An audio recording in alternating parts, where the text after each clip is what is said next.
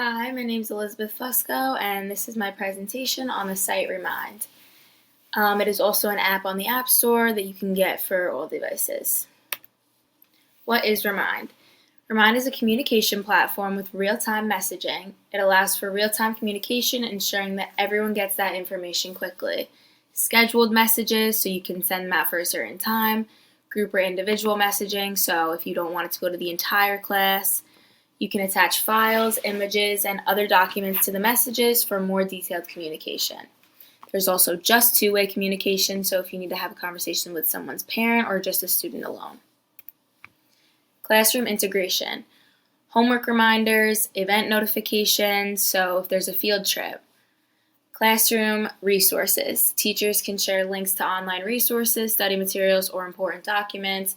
Behavior updates, so if someone's kid's being bad in class, you can message their parent with updates. Emergency alerts and class schedules. Instructional ideas would be daily tips, quiz reminders, discussion starters, study group coordinations. So if you need to meet at the library or a certain classroom with your study group, the teacher could set that up or students can. And a feedback loop. Teachers can use Remind to gather feedback from students on lessons, activities, or any other concerns they might have. Now, let me show you how to use the site.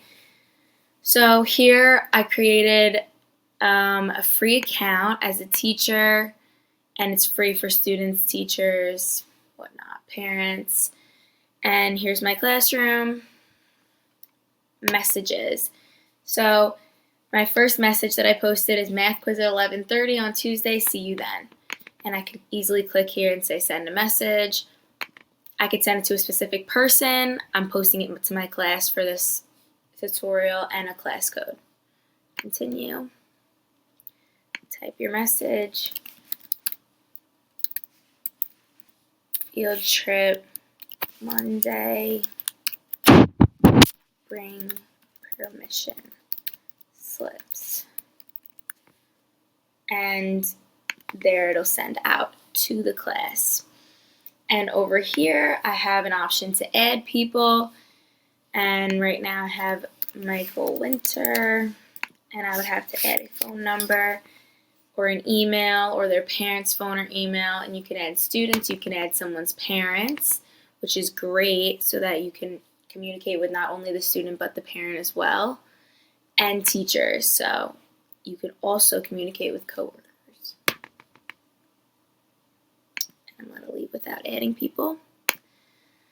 Files, this is where I would attach pictures, any documents that my students need, any worksheets, quizzes, study sheets, anything. People, this is just me. Also, this would be where I would add students, teachers, see pending requests. And settings. This is where I can change all the settings for my classroom, class visibility. This class will appear in class search and on your profile. Require approval to join, which is great so that you don't have random people joining your student's class. There's also down here, sorry, that's blocked.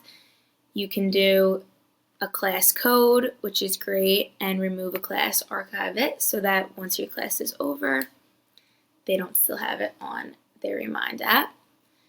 And yeah, here it says I'm the owner, participant messaging, role-based. So students can only message students, parents can only message parents, but you could have them all on so everyone can message each other, or off and only the owner would be able to. And then here's where you would add your school.